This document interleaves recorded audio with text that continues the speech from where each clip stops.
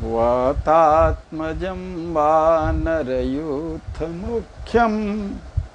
श्रीरामदूतं शरणं प्रपद्ये। मोरे सरबस प्राण पियारे, सिया राम नित रहहि सुखारे। सीताराम जय सीताराम, सीताराम जय सीताराम,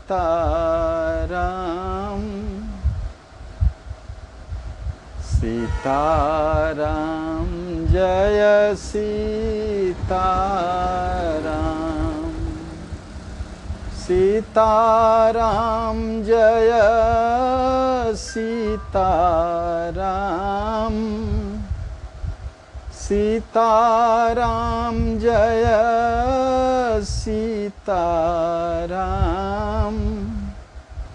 सीताराम जय सीताराम।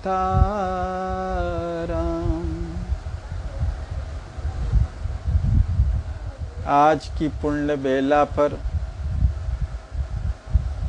अपने पूज्य श्री प्रेम रामायणकार श्री सद्गुरुदेव भगवान प्रेमावतार स्वामी श्री रामहर्षण दास जी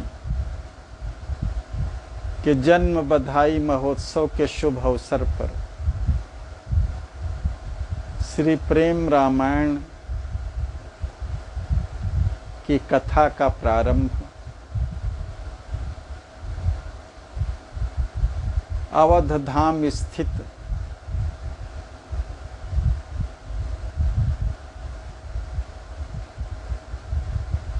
श्री सिद्धि सदन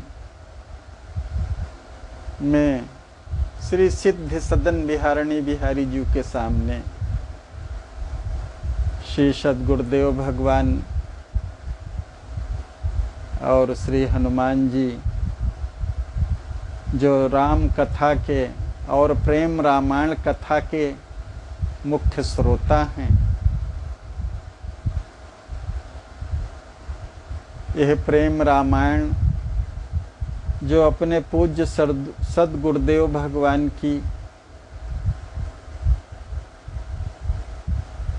अनुपम रचना है, प्रेम प्रदायक है। पढ़त सुनत सुमिरत तुरत राम प्रेम रह छाए, प्रेम रामायण नाम तेहि दियो हृदय हर्षाए। जिसके पढ़ने सुनने और स्मरण मात्र से प्रेम प्रकट हो जाते हैं, और प्रकट भी क्यों न हो, जो प्रेमावतार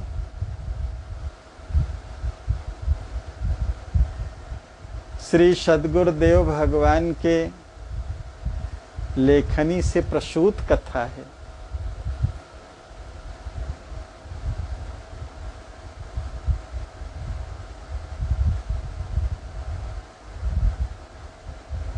जिसमें प्रेम ही प्रेम भरा है। इस प्रेम रामायण की रचना का मूलोद्देश्य ही यही है। पढ़ने सुनने स्मरण मात्र से श्रोता वक्ता सबके हृदय में प्रेम ही प्रेम छा जाए।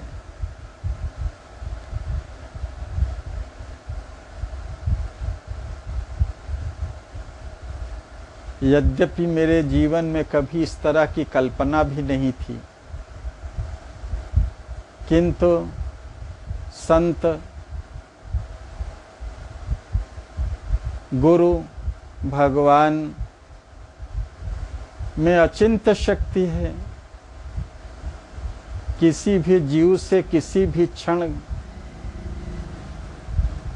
इच्छित कार्य करा सकते हैं।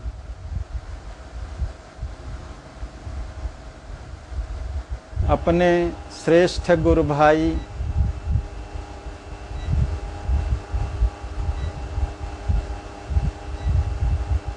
श्री रामदास जी प्रयागराज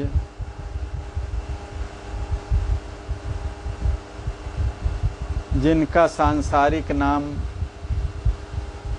श्री मिठाई लाल जी कुशवाहा है, आपके हृदय में प्रेम रामायण की कथा सुनने की जिज्ञासा हुई। आपने प्रयागराज स्थित श्री राम जानकी मंदिर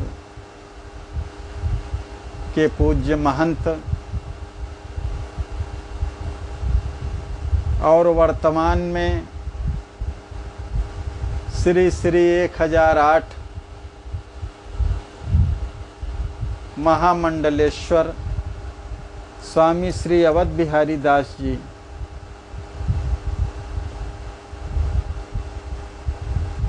से चर्चा माननीय रामदास जी ने किया। आप सब ने तय किया कि मुझ दास द्वारा ही कथा प्रारंभ की जाए।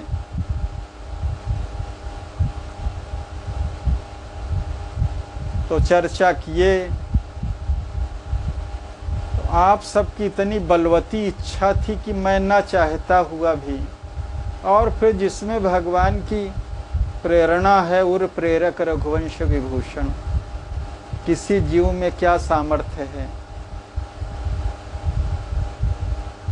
पहले तो मैं सोच रहा था कि कैसे यह कथा संपन्न होगी, इस दास द्वारा कैसे संपन्न हो सकती है। फिर ध्यान में आया कि अपने गुरुदेव भगवान की जब अंतः प्रेरणा है, अपने वरिष्ठ गुरु भाई द्वय द्वारा हृदय से निकली भावना है,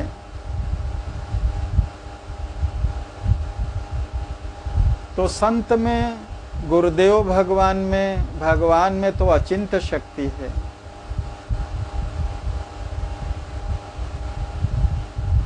मेरे भी हृदय में बाद में श्री सद्गुरुदेव भगवान की अंतः प्रेरणा हुई। कहा ठीक है, तो मुझे आंतरिक बल भी प्राप्त हुआ इस तरह का। और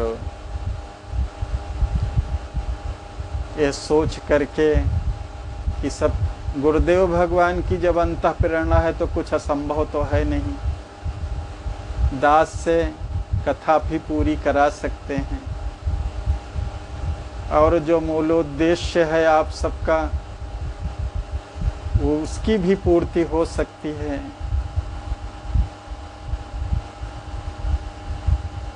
तो आज उसका शुभारंभ हो रहा है।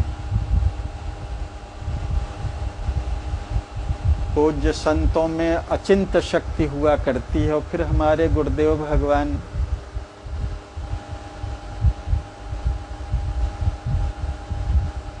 तो हम सबके उद्धार के ही लिए ही परम धाम से उनका आगमन हुआ। और अमूल्य अनेक ग्रंथ दिए, जिसमें यह महाकाव्य एक अनूठा महाकाव्य है।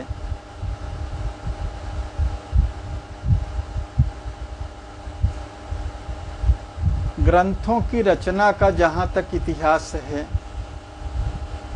आज भूमिका रूप में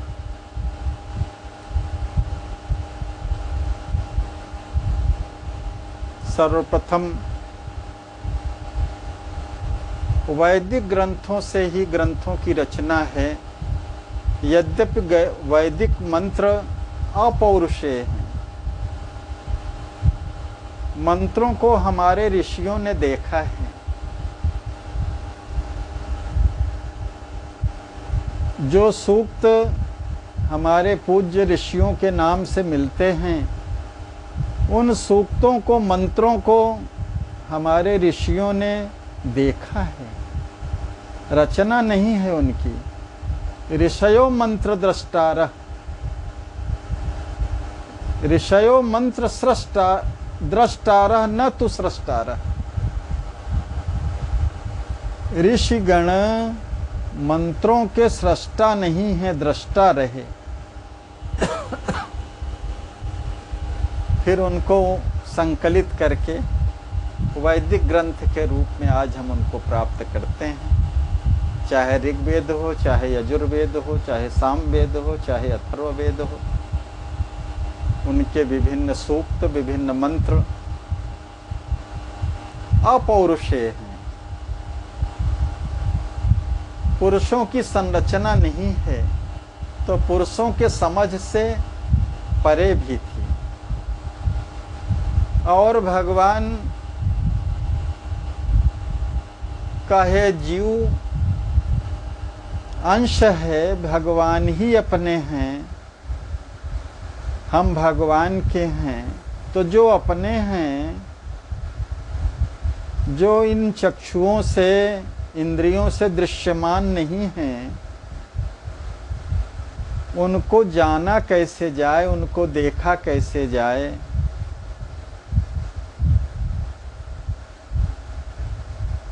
उसके लिए वेद ही प्रमाण हैं। भगवान वेद वेद्य हैं,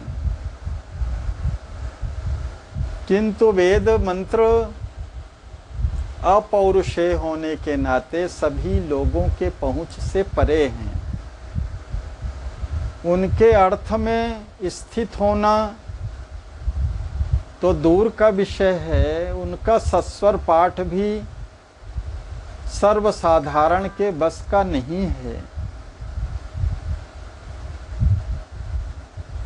स्वरों के उदात्त अनुदात्त स्वरित भाव से अर्थ बदल जाया करते हैं। वैदिक मंत्रों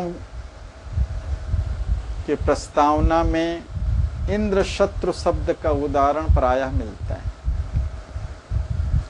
इंद्र को उदात्त कर दिया जाए तो इंद्र का प्राधान्य हो गया, और शत्रु को उदात्त कर दिया जाए तो वृत्रासुर का प्राधान्य हो गया। इस तरह से वेद वेद्य भगवान वेदों के द्वारा जाने जाएं सर्वसुलभ नहीं है, और बिना भगवान के मिले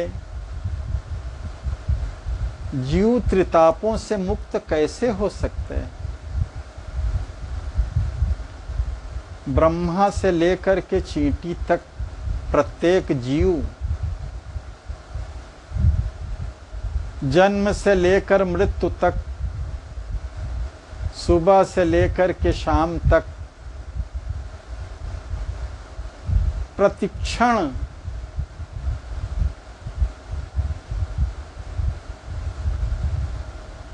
सुख चाहता है, एतत् विषयक प्रयत्नशील भी है। अज्ञ प्रज्ञयोश्च मूलेच्छा एकैव भवति। चाहे अज्ञानी होगा चाहे ज्ञानी होगा, सबकी मूल इच्छा एक ही है, सा सुखेच्छा।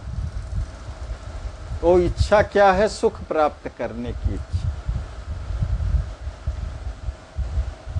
और सुखेच्छा ही क्यों है?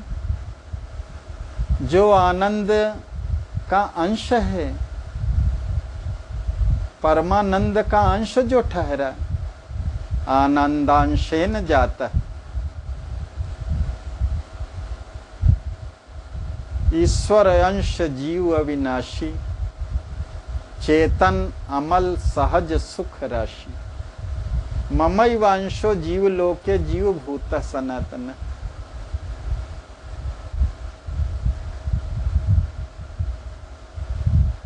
जीव परमानंद का अंश है।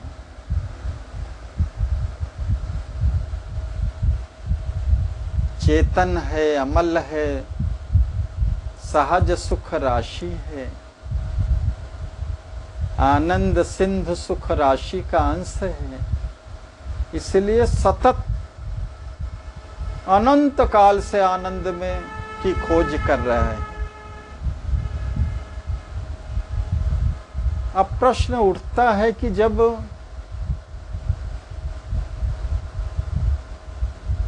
अनंत जन्मों से आनंद की ही खोज कर रहा है, तो स किम त्रितापेन तपति। तो त्रितापों में क्यों तपता रहता है जीव, त्रिविध दुखों को क्यों प्राप्त करते हैं?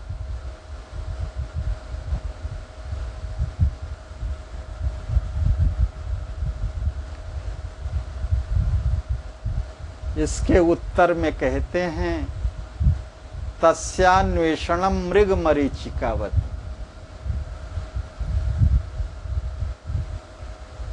जीव आनंद सुख तो चाहता है, मगर प्रयास सुखाभास की ओर करता है, मृग मरीचिका की भांति।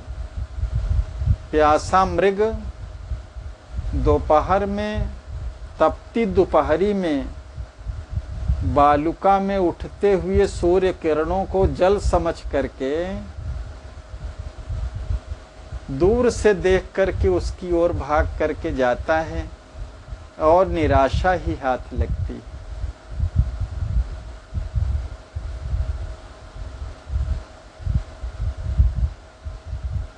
और ऐसे तपती दोपहरी में जल के खोज में घूमता फिरता अपने प्राणांत कर देता है। जलाभास की ओर, जहां जल है ही नहीं वहां सारा प्रयास कर रहा है। ऐसे हमारी भी दौड़ है संसार जगत में। जहां सुख है ही नहीं, दुखालयम शाश्वतम।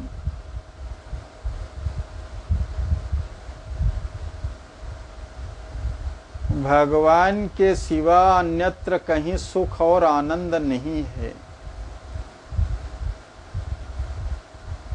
हम धन में आनंद ढूंढते हैं, पुत्र स्त्री में धन ढूंढते हैं, सुख ढूंढते हैं। मकान, दुकान, जमीन, कीर्ति, पद, वैभव,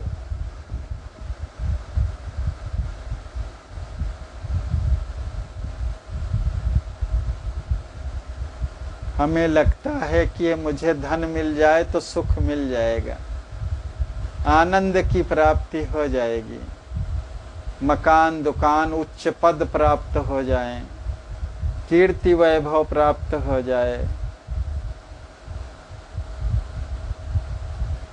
सुखाभास की ओर सारा यत्न रहता है, जबकि आनंद तो परमानंद के पास ही है। परमानंद को छोड़ करके जीव को और कहीं अन्यत्र आनंद नहीं।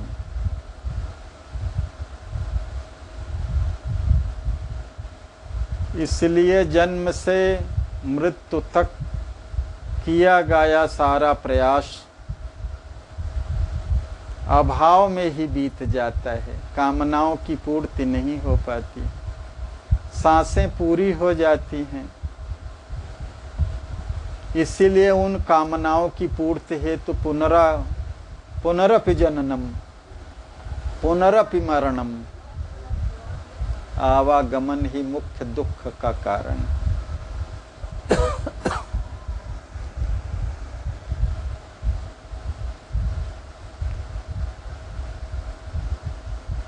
तो फिर सही दिशा क्या है? परमानंद से जब तक जीव जुड़ेगा नहीं, आनंद नहीं प्राप्त करेगा, सुख नहीं प्राप्त करेगा। परमानंद जी से जुड़े कैसे? दृश्यमान तो है नहीं, तो वेदार्थम मननीयम, वेदार्थ का मनन करना चाहिए। वेद वेद्य भगवान हैं, अपने प्रभु श्री सीताराम जी वेद वेद्य हैं, परमानंद भगवान वेद वेद्य हैं। वेदार्थम केन भी जानियात, वेदार्थ किससे जाना जाए? क्योंकि वेद मंत्रों की दुरूहता सर्वसाधारण के बस का नहीं है।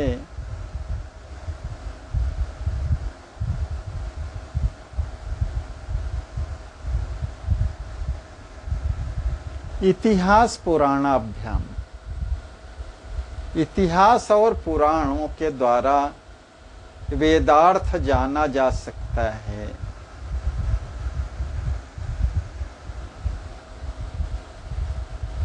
पुराण भी सब संस्कृत भाषा में होने के नाते वो भी सर्वसुलभ नहीं है।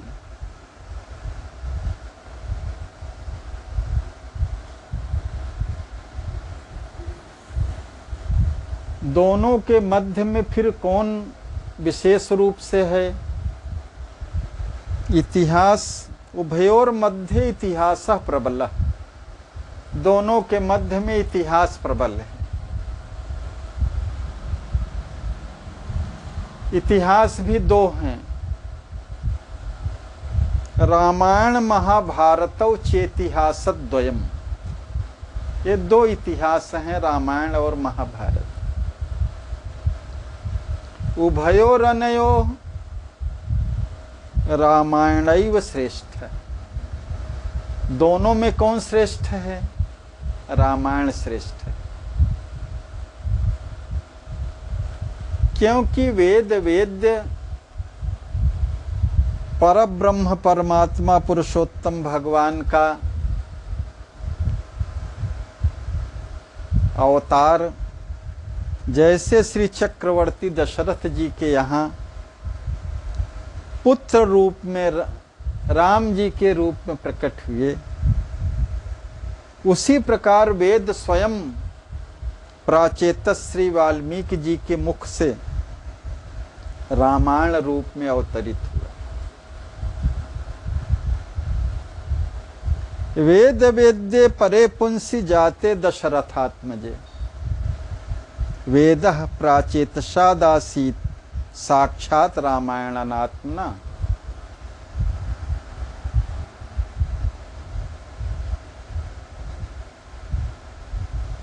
साथ ही यह आदि काव्य इतने महत् प्रभावों से सहज संयुक्त है कि इसके प्रारंभिक रचना काल में स्वयं श्री ब्रह्मा जी श्री महातेजस्वी वाल्मीकि जी का दर्शन करने के लिए उनके आश्रम पधारे और आशीर्वाद दिए कि आपके इस काव्य में कोई असत्य की बिंदु का स्पर्श भी न होगा।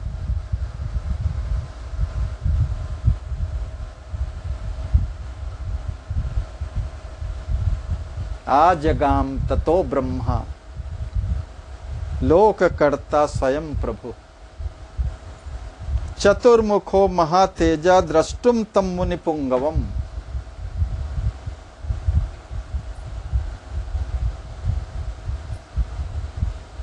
वाल्मीकि मुनि जी की रचना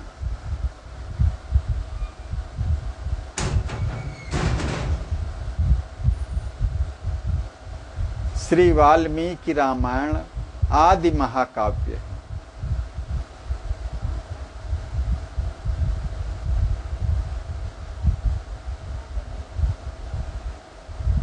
और यह रचना तब की है जब राम जी का अवतार ही हुआ ही नहीं था। त्रिकालज्ञ की रचना है। ऐसे रचना में भी सबकी स्थिति सामान्य पहुंच से बाहर है। एक तो संस्कृत में रचना, संस्कृत भाषा जन सामान्य भाषा इस समय तो नहीं थी इस कलिकाल में।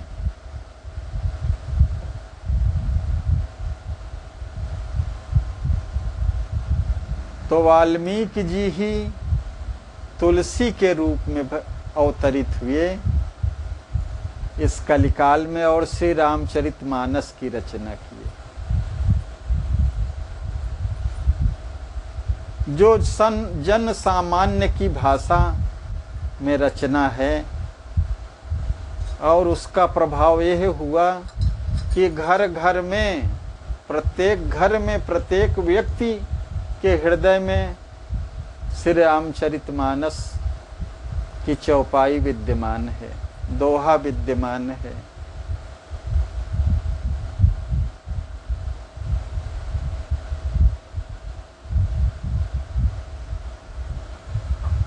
उद्देश्य अपने परम प्रियतम, जो अपने ही हैं, जिनके हम अंश हैं, उनको प्राप्त हो जाएं, उनसे मिल जाएं। यही योग, आत्मा का परमात्मा से मिलन, जीव का यही उद्देश्य है। और इस उद्देश्य की पूर्ति रामचरितमानस से भी हो जाती, क्योंकि जन सामान्य की भाषा में लिखी हुई है।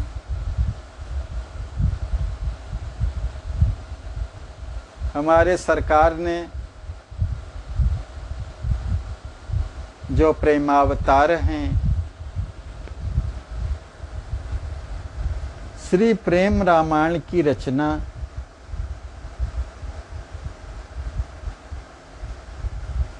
इस उद्देश्य से किए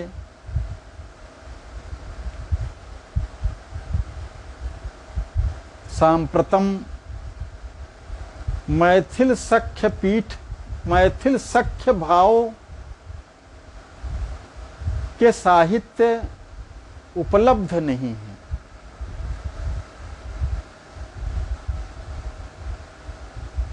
हमारे गुरुदेव भगवान मैथिल भाव संबंध के थे, श्री लक्ष्मी निधि जी के अवतार ही थे हमारे गुरुदेव भगवान।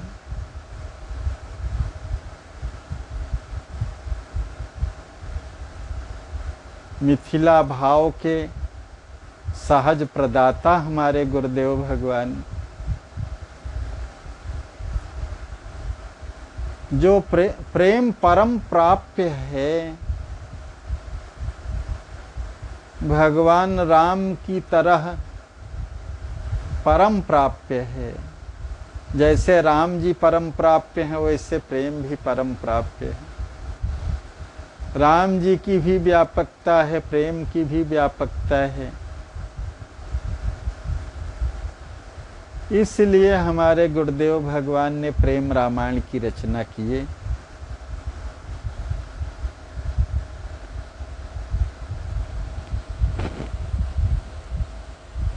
भक्ति भाव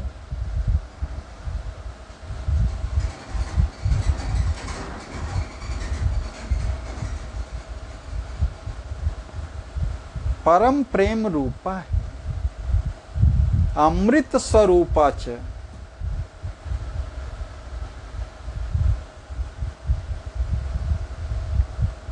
यल्लब्ध्वा पुमान् सिद्धो भवति, अमृतो भवति, तृप्तो भवति।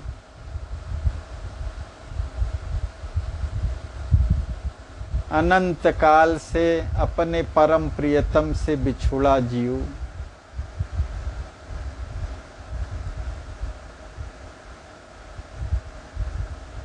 भक्ति योग के माध्यम से जो परम प्रेम रूपा है, अमृत स्वरूपा है, उसको प्राप्त करके जीव सिद्ध हो जाता है, अमृत हो जाता है, तृप्त हो जाता है। और हो भी क्यों ना जो परम प्राप्य है। यद्यपि गोस्वामी तुलसीदास जी ने मिथिला प्रसंग का वर्णन अच्छा सा किया है, मगर फिर भी वो उतना पर्याप्त नहीं है जितने हमारे गुरुदेव जी की हृदय की कल्पना थी। जितना मैथिल भाव का प्राधान्य होना चाहिए, उस तरह की पूर्ति उससे नहीं हो पा रही। श्री रामचरितमानस को पढ़ने से तो जो मैथिल भाव में प्रविष्ट नहीं हैं, उनको श्री लक्ष्मी निधि जी और उनकी भार्या सिद्धि कुंवर भाभी जी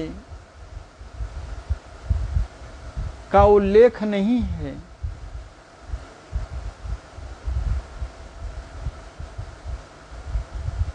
ऐसा प्रेमी दाम्पत्य युगल आज तक कभी हुए नहीं।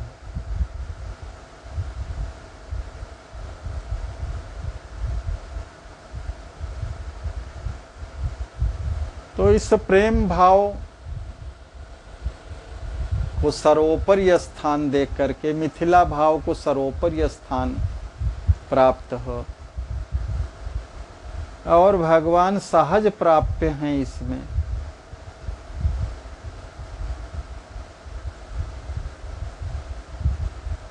भगवान का दूल्हा वेश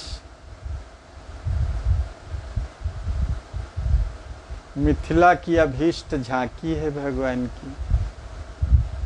सीताराम जी दूल्हा दुल्हन के रूप में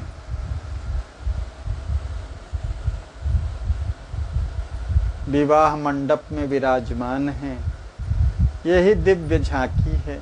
दिव्य वेश धर्म रामम व्याह भूषण भूषितम मैथि मंडप मध्यस्थम सीतया सशोभितम ब्रह्मा विष्णु महेशांच मोहयंतम मनोहरम वंदे वेदांत सिद्धांतम। वेदांत के सिद्धांत रसाम्बुधि हैं, परब्रह्म रसाम्बुधि।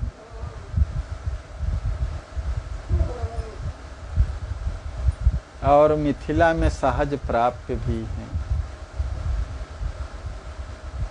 सखियां उनसे प्राकृत व्यवहार करती हैं पूरी तरह से। जहां भगवान माधुर्य रस में इतना डूबते हैं कि ऐश्वर्य ही संपूर्ण भूल जाते हैं। जो अयोध्या में भगवान राम निरंकुश शासक हैं,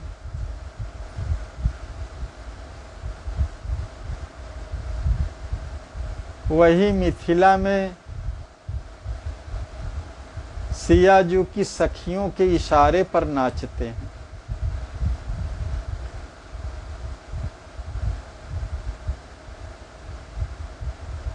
लोढ़ा से सेकाई बिनकर गाल सखिया। विभिन्न प्रसंग आते रहेंगे बीच में।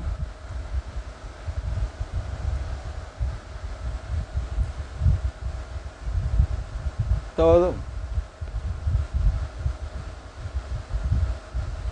नारदी भक्ति सूत्र में भी सारे विषय आए हैं। ये यत प्राप्य न किंचित वांछति, जिसको पाने के बाद जीव को फिर कुछ इच्छा नहीं रह जाती। और यही परम प्राप्य है, जिसको पाने के बाद कुछ पाना बाकी न रह जाए। यह लब्ध्वा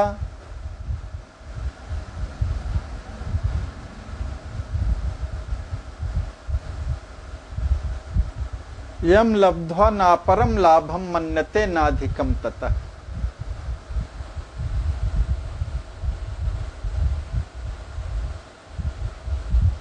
फिर चाहे जो परिस्थिति आ जाए, जीव फिर विचलित नहीं होता है।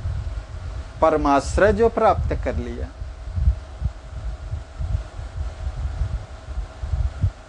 न शोचति न द्वेष्टि न रमते नोत्साही भवति। संसार में फिर रमण नहीं करता है।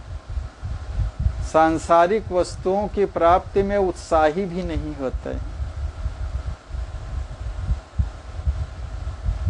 जिसको जानने के बाद यज्ञात्वा मत्तो भवति स्तब्धो भवति आत्मा रामो भवति।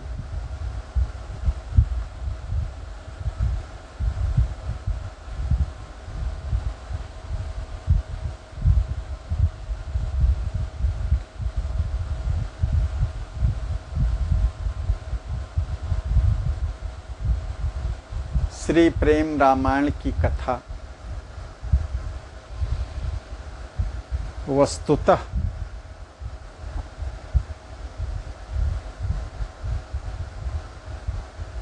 बहुत ही प्रेम से परिपूर्ण है।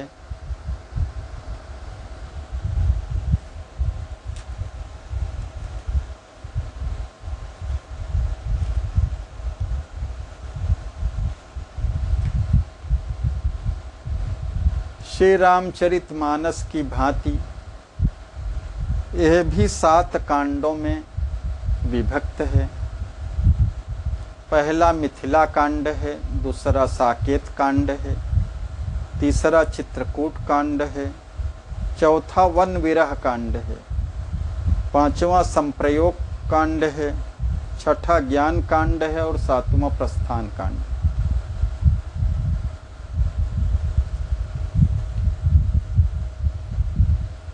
सात कांडों में श्री प्रेम रामायण की कथा विभक्त है।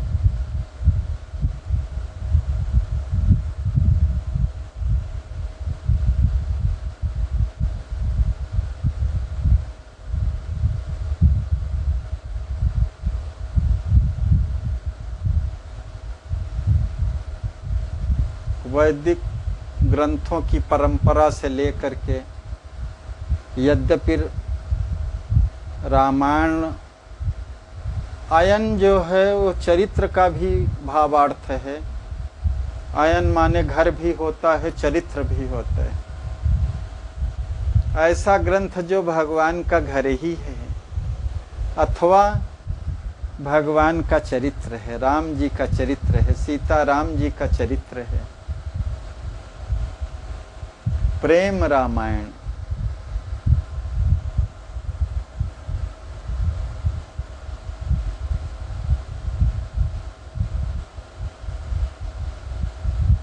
आज की इस पुण्य बेला पर कुछ स्मरण आ रहे हैं। श्री प्रेम रामायण की रचना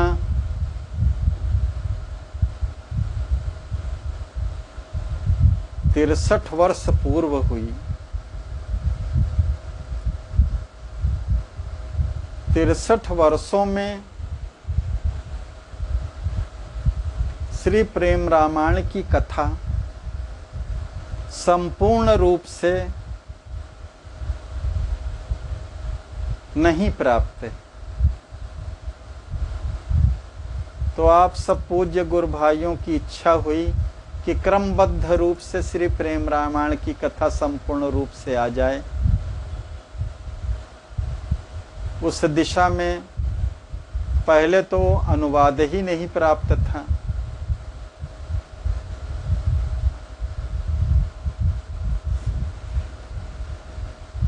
आज जो प्रेम रामायण से जुड़े महानुभाव हैं उनके श्री चरणों में नमन करता हुआ स्मरण करना चाहूँगा।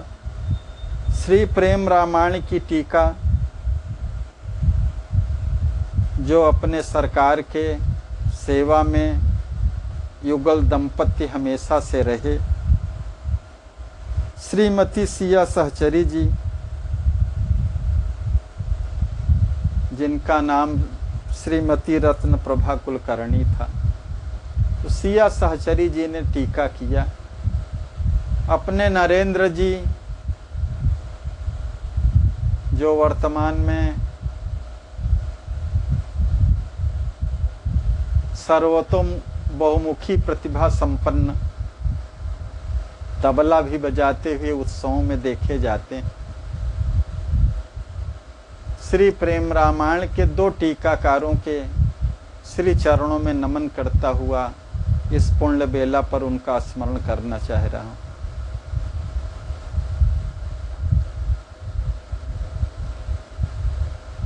कथा के क्रम में श्री श्याम बिहारी जी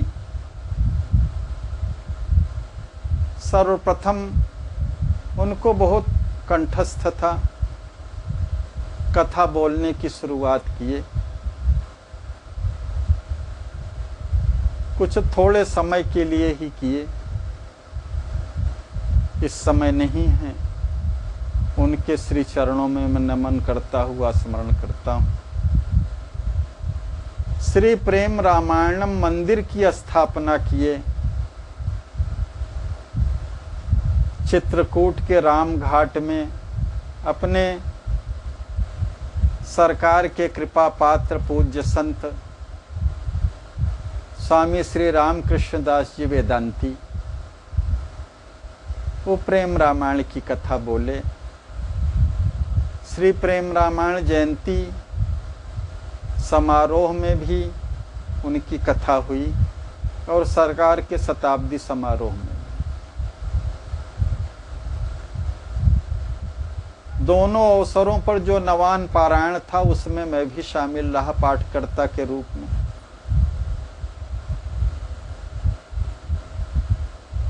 एक वर्ष माघ मेले में अपने चित्रकूट स्थित श्री कामतानाथ जी के द्वितीय मुखारबिंद के सामने श्री हर्षण कृपा निकुंज के महंत स्वामी श्री उर्मिला दास जी द्वारा 9 दिन की कथा श्री प्रेम रामायण की हुई कथा वहां पर। और 12 वर्षों से लगातार श्री अवध बिहारी दास जी जो वर्तमान में महामंडलेश्वर के पद पर विराजमान हैं,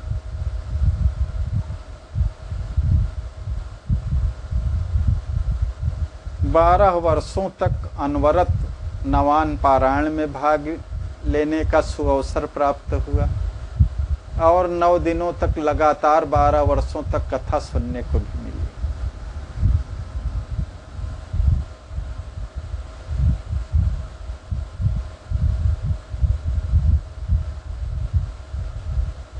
हनुमना के अपने त्रिपाठी जी शास्त्री जी आपको भी प्रेम रामायण बहुत कंठस्थ है, सत्संग के माध्यम से कथा बोलते हैं। सबके श्री चरणों में मैं नमन करता हूँ। अपने अस्वस्थ सेवा संत सेवा संस्थान को चलाने वाले कोठारी जी जो अपने सरकार के कृपा पात्र संत हैं, आपके माध्यम से श्री प्रेम रामायण की कथा YouTube पर आती है, जिसे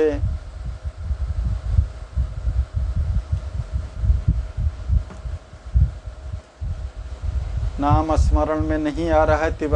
तिवारी जी हैं, अपने पूज्य तिवारी जी युगल दंपति जो वानप्रस्थी रूप में अयोध्या में ही निवास करते हैं, बहुत ही दिव्य मूर्ति हैं।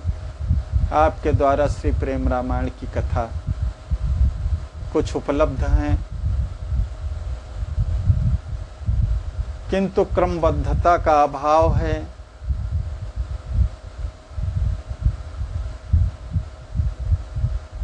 माननीय कुशवाहा जी को जो रामदास जी के जिनके आग्रह पर एक कथा प्रारंभ हुई है, आग्रह क्या कहें, अपने सबश्रेष्ठ गुरु भाई हैं, उनकी आज्ञा ही हुई है। उस आज्ञा का अनुवर्तन के रूप में आज यह कथा का स्वरूप दिखाई दे रहा है।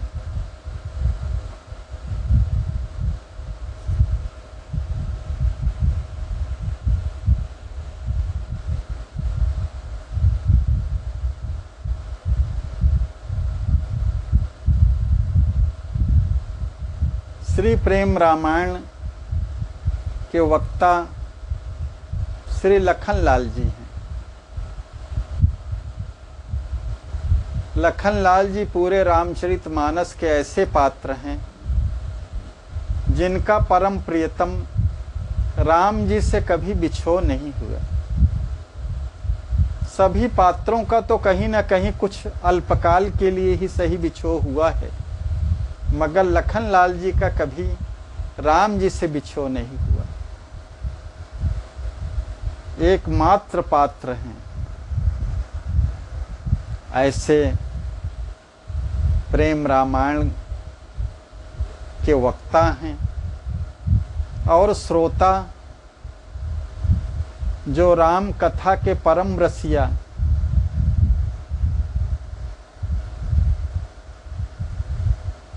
और तब से लेकर के आज तक इस कलिकाल में भी हनुमान जी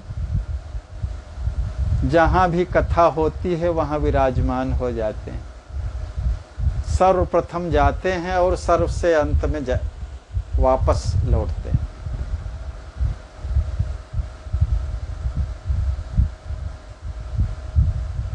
ऐसे राम कथा के रसिया श्री प्रेम रामायण कथा के श्रोता हैं।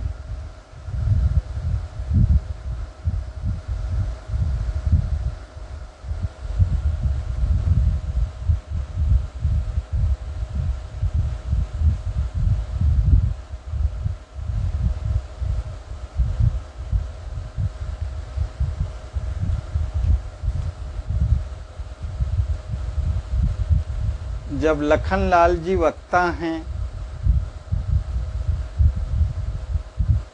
और हनुमान जी श्रोता हैं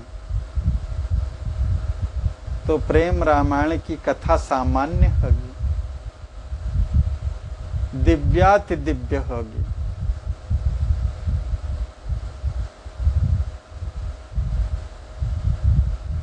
कितना मन लगा करके हम उसका श्रवण करते हैं ये हमारे ऊपर है। कितना महत्व दे करके उसका श्रवण करते हैं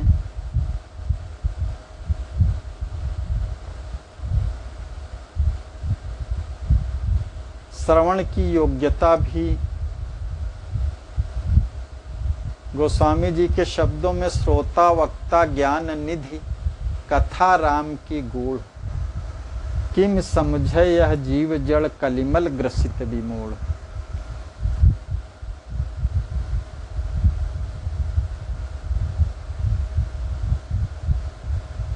नवधा भक्ति में श्रवण भक्ति सर्वप्रथम कही गई। श्रवणम कीर्तनम चैव।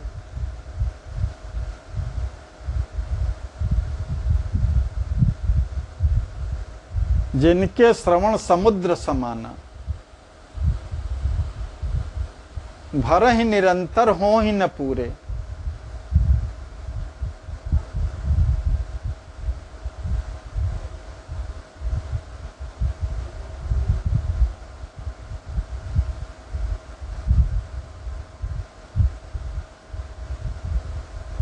कथा श्रवण सत्संग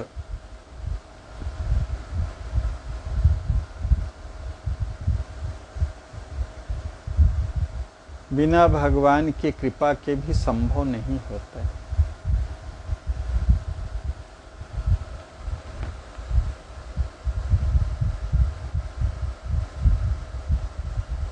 सरकार ने हमारे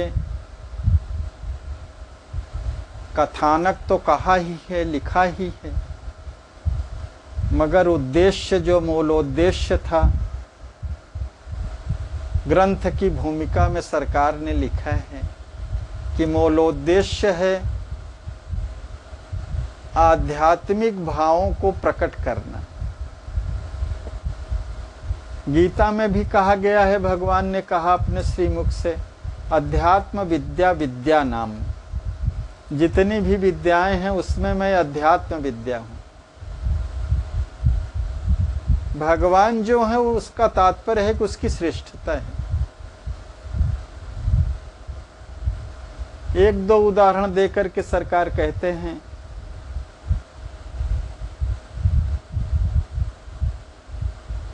पुष्प वाटिका में जब राम जी का प्रवेश होता है, सैकड़ों मालिनियां मूर्छित होकर के बेहोश हो जाती। इसका यह तो कथानक है। आध्यात्मिक अर्थ है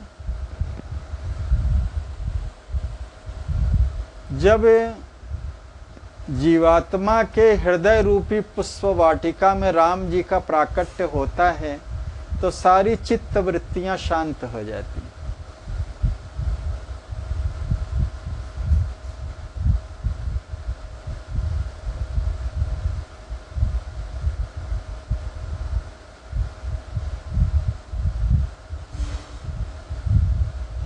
आत्मा का परमात्मा से मिलन आध्यात्मिक तथ्य है। कथानक है सियाजू का राम जी से पाणी ग्रहण।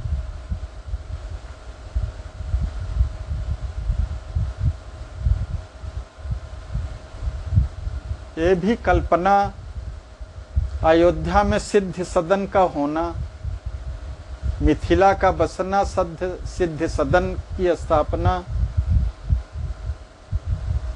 और मिथिला में अवध का बसाया जाना, ये भी अपने में एक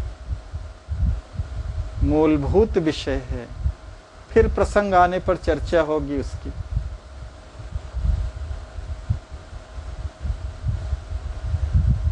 एक आध प्रसंग और दे करके, जैसे भैया लक्ष्मी निधि जी अयोध्या में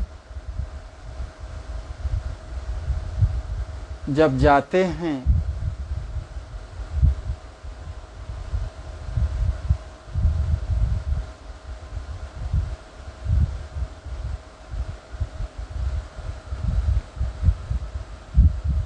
तो सियाजू और राम जी भव्य स्वागत लक्ष्मी निधि जी का करते हैं। युगल दंपति, प्रिया प्रियतम। ये तो कथानक है। आध्यात्मिक भाव ये है कि जब जीव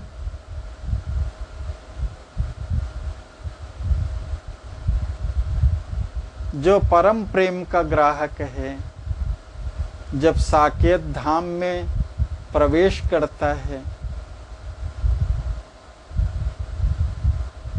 तो युगल प्रिया प्रियतम कैसे उसको लेने आते हैं जीव को, और धन्य हो जाते हैं सब एक दूसरे को परस्पर प्राप्त करके। यह आध्यात्मिक भाव है।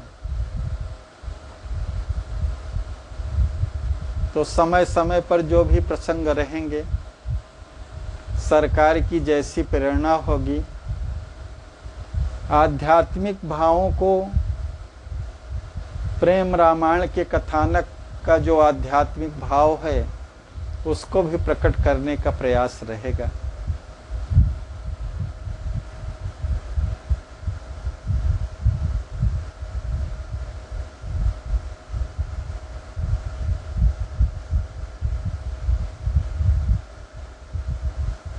सनातन काल से जितने भी जीव प्रेम को प्राप्त किए या प्रेम के ग्राहक बने,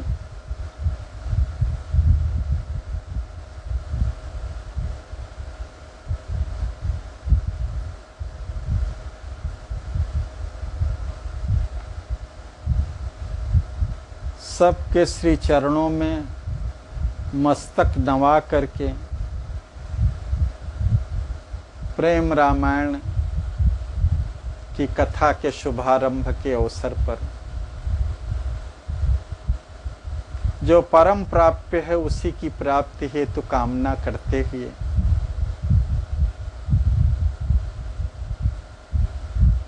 श्री प्रेम रामायण के प्रथम श्लोक से ही इसका शुभारंभ किया जाता है।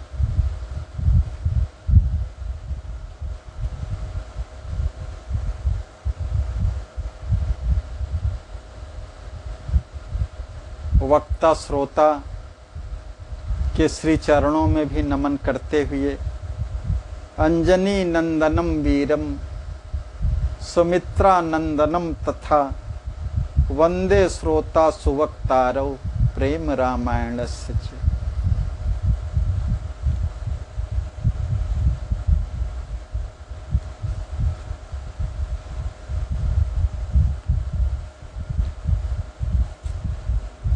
सरकार के श्री प्रेम रामायण का प्रथम श्लोक रामेति सर्वबीजस्य तत्त्वज्ञान प्रकाशिनी देवीं सरस्वतीं वंदे मंगलानांच रूपिणी।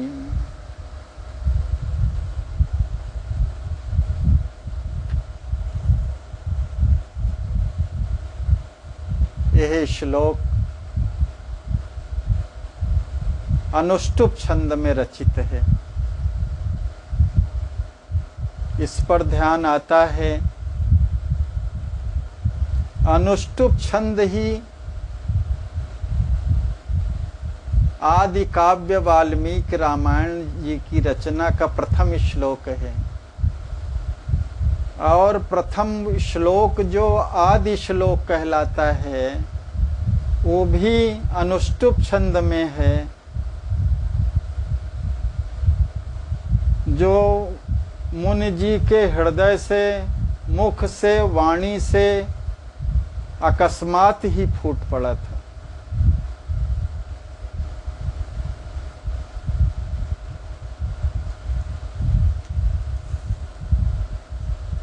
भगवान की असीम कृपा होती है, भगवान में अचिंत शक्ति है। जिस जीव से जो सेवा लेना चाहते हैं, किस क्षण किससे क्या ले लें, क्या प्रारंभिक जीवन सुनने को मिलता है। हिंसक, डकैत, चोर के रूप में वाल्मीकि जी की प्रारंभिक प्रतिष्ठा थी।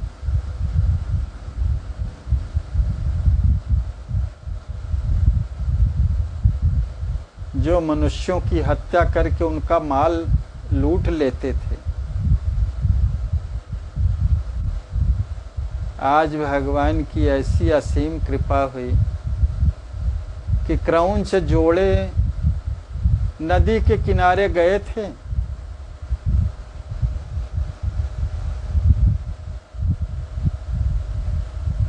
वहां पर एक व्याध ने काम मोहित क्रौंच जोड़े में से नर क्रौंच को मार दिया। मादा क्रौंच भी विलाप कर रही थी, हृदय द्रवित हो गया, करुणा से भर गया।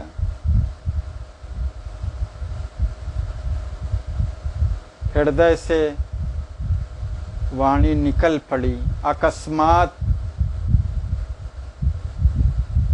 काव्यों के इतिहास में प्रथम श्लोक है, मां निषाद प्रतिष्ठाम त्वं गमः शाश्वती समा यत् क्रौंच मिथुनादेकं वधीः काम मोहितम। सुमित्रा नंदन पत्तन ने भी अपनी कुछ पंक्तियां इस पर लिखी हैं। वियोगी होगा पहला कवि, आह से उपजा होगा गान, निकल कर नैनों से चुपचाप वही होगी कविता अनजान। काव्य के इतिहास में प्रथम श्लोक है और काव्य ग्रंथ की रचना में, महाकाव्य की रचना में श्री वाल्मीकि रामायण आदि महाकाव्य है। उसका जो प्रथम श्लोक है, तपः स्वाध्याय निरतम तपस्वी वाग्विदम वदम। तपः स्वाध्याय निरतम तपस्वी वाग्विदम वरम, नारदम परिप्रापच्छ वाल्मीकि मुनिपुंगवम। श्री वाल्मीकि रामायण का जो प्रथम श्लोक है, ये भी अनुष्टुप छंद में ही।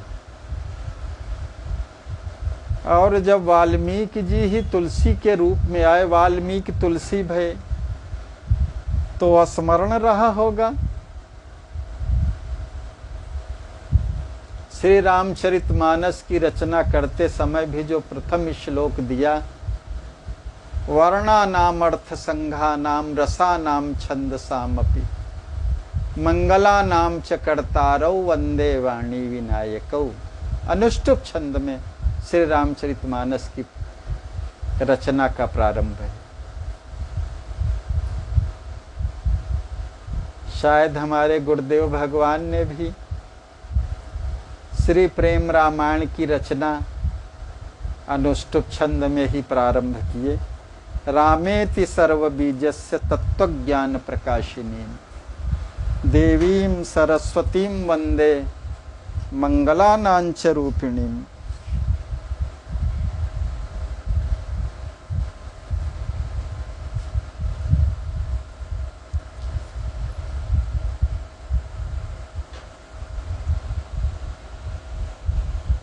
एक विशेष बात है कि श्री प्रेम रामायण की रचना गुरुदेव भगवान ने राम शब्द से की है,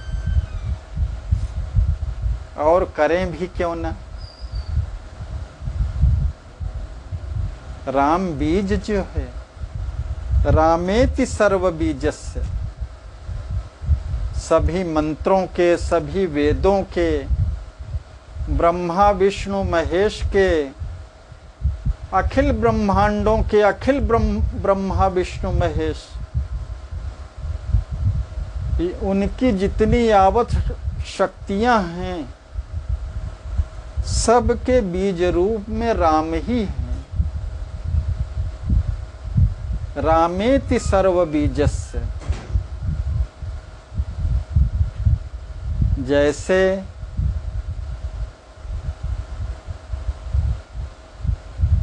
शाखा पल्लव पत्र पुष्प फल सहित वृक्ष एक बीज में समाया हुआ है, स्थित है, उसी प्रकार से राम बीज में अखिल ब्रह्मांड स्थित है। अखिल ब्रह्मांड की यावत शक्तियां स्थित हैं।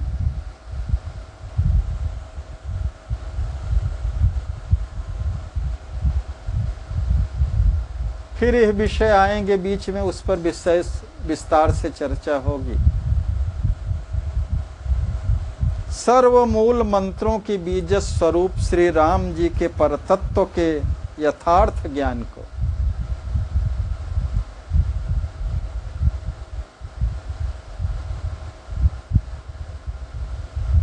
शब्द ब्रह्म और ब्रह्मराप में अभेद है।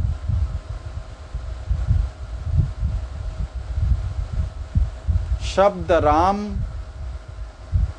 और परब्रह्म राम में अभेद है।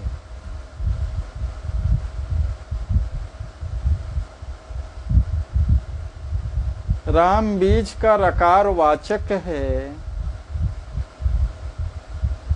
और राम जी वाच्य हैं। यद्यपि यह रहस्य का विषय हो जाएगा, सार्वजनिक रूप से चर्चा करना यथेष्ट नहीं है।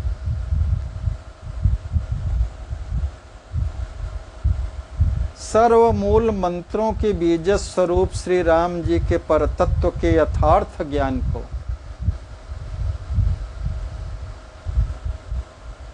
प्रकाशित करने वाली कौन प्रकाशित करेंगी? मंगल स्वरूपिणी वाणी।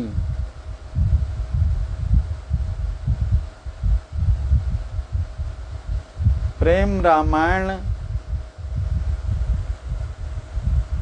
को प्रकाशित करने वाली वाणी ही तो है। सभी ग्रंथों के जितने भी तथ्य हैं उनको प्रकाशित करने का काम वाणी का ही है। तो सर्वप्रथम वाणी की जो अधिष्ठात्री देवी हैं श्री सरस्वती जी की वंदना करते हुए हमारे पूज्य गुरुदेव भगवान श्री प्रेम रामायणकार स्वामी श्री राम हर्षण दास जी महाराज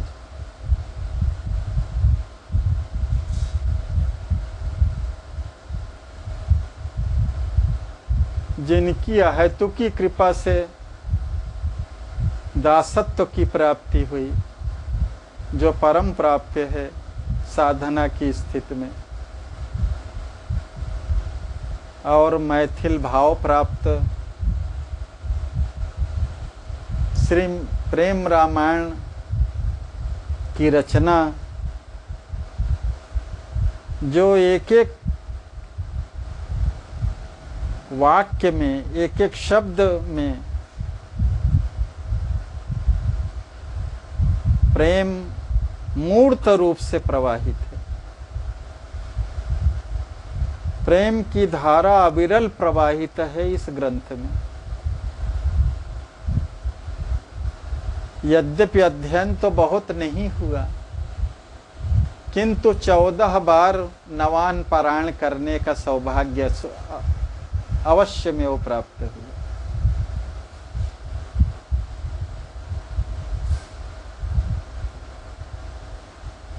कभी कभी तो पाठ में भी बहुत अवरोध हो जाया करता था।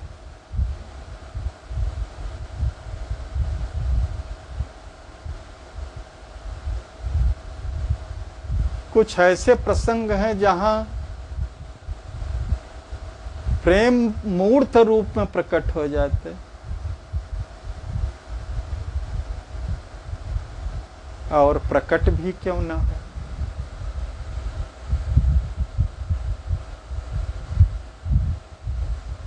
प्रेम के अवतार श्री लक्ष्मी निधि जी भैया के अवतार ही हैं हमारे गुरुदेव भगवान, जिन्हें प्रेमावतार कहा जाता है। विशिष्ट लक्षणों से विभूषित, जन्म के समय ही जिनके मस्तक पर ऊर्ध्वपुंड विराजमान था, सामान्य बात नहीं है, जिसके कारण बचपन का नाम आपका तिलकधारी था। आप तिलकधारी के नाम से ही जाने जाते थे अपने बाल्यकाल में।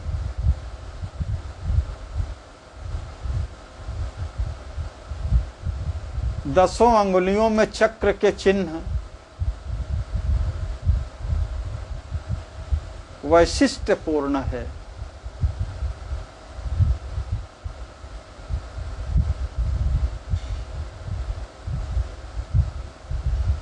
तलवे में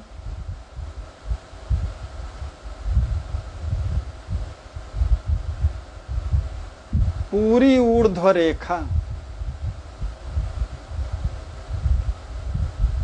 आजानुबाहु,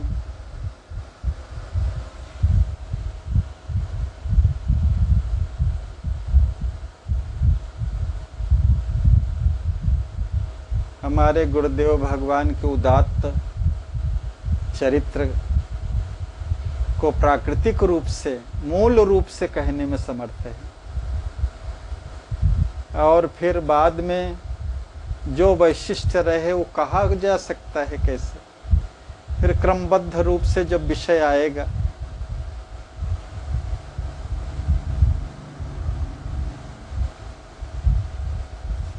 आज इस शुभ बेला पर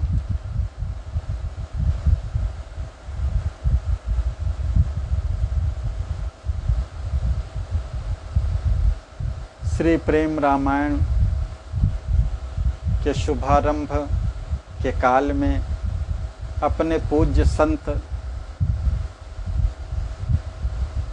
जो श्रीमद् भागवत कथा,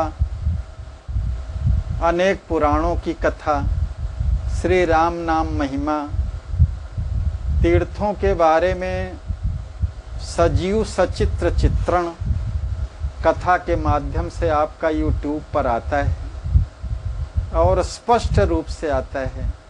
वाणी भी कितनी मधुर है, श्लोक का गायन भी जो होता है मंत्रमुग्ध करने वाला रहता है।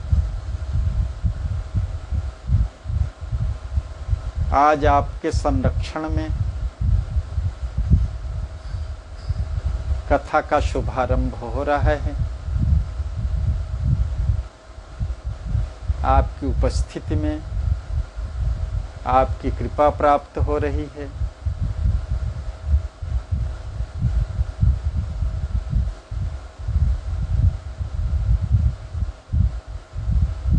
मैं धन्य हो गया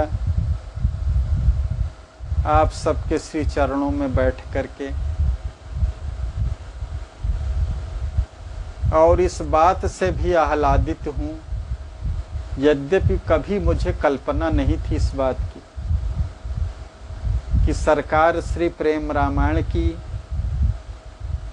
कथा की सेवा इस दास से लेंगे, ऐसी कल्पना नहीं थी मुझे। मगर संत गुरु में अचिंत शक्ति होती है। ये पूर्व में भी चर्चा किए हूँ। यद्यप मुझे कभी ऐसा न हो करने के कारण संकोच भाव रहा और एक प्रश्न चिन्ह भी था कि कैसे होगा, मगर जब गुरुदेव जी की अंतः प्रेरणा हुई, अपने पूज्य संत भगवान उभय गुरु भाई की आज्ञा हुई, जिनके हृदय में बीज रूप में यह विषय अवतरित हुआ, तो सब की प्रेरणा मान करके, भगवान की प्रेरणा मान करके, गुरुदेव भगवान की अंतः प्रेरणा से मुझे बल प्राप्त हुआ कि जब संतों में यह सामर्थ्य है, पूज्य संतों में इतना सामर्थ्य है कि भैंसे से भी मंत्र बुलवा सकते हैं। ज्ञानदेव जी ने यही किया। शिवाजी के गुरु समर्थ रामदास जी से एक कोई विद्वान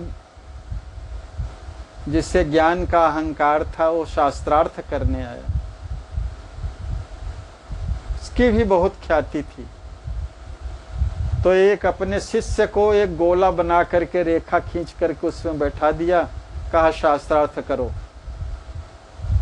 इतनी शक्ति प्राप्त हुई कि उसने शास्त्रार्थ में उनको पराजित कर दिया।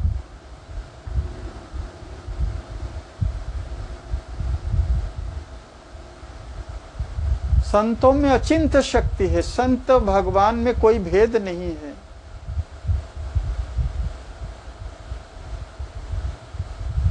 चांगदेव जी जो 14 बार मृत्यु को लौटाए, 14 वर्षों की आयु वाले थे, अवस्था वाले थे। 1400 वर्षों की अवस्था वाले चांगदेव को अपनी सिद्धि का अभिमान था।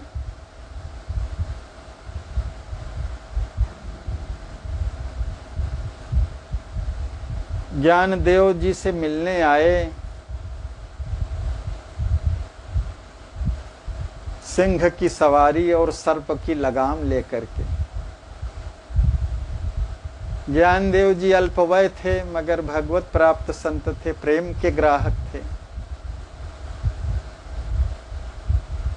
वो जिस पत्थर की चटिया पर बैठे थे उसी को कहा चलो, और चल दिया। उनका अभिमान जो चूर करना था, अभिमान चूर हुआ और शरणागत हो गए। 1400 वर्षों में आज जीवन सफल हुआ स्वामी चांगदेव जी का। तो संतों में अचिंत्य शक्ति है, सामर्थ्य है। गाय चराने की आज्ञा देकर के सारे वेद प्रकट करा सकते हैं, और जीव में सांस लेने का भी सामर्थ्य नहीं है, तो फिर क्या हो सकता है।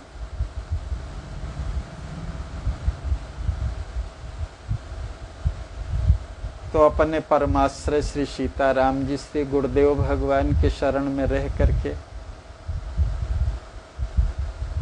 कथा आद्योपांत पूरी हो जाए, आध्यात्मिक भाव प्रकट हो और ये सेवा सफल हो, इसी में सार्थकता है। इन्हीं शब्दों के साथ आज प्रथम दिन की कथा का विश्राम होता है।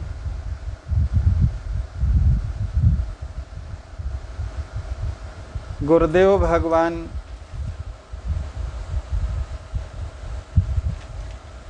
के जन्म अवसर पर, जन्म बधाई अवसर पर एक पद ध्यान में आ रहा है, उसी को कह करके विराम लेते हैं। गुरुवर हर्षण सरकार, आपकी जय होवे, भक्त जनन आधार, आपकी जय होवे। जेठ शुक्ल चौथी तिथि पावन, प्रात काल शुभ सुखद सुहावन,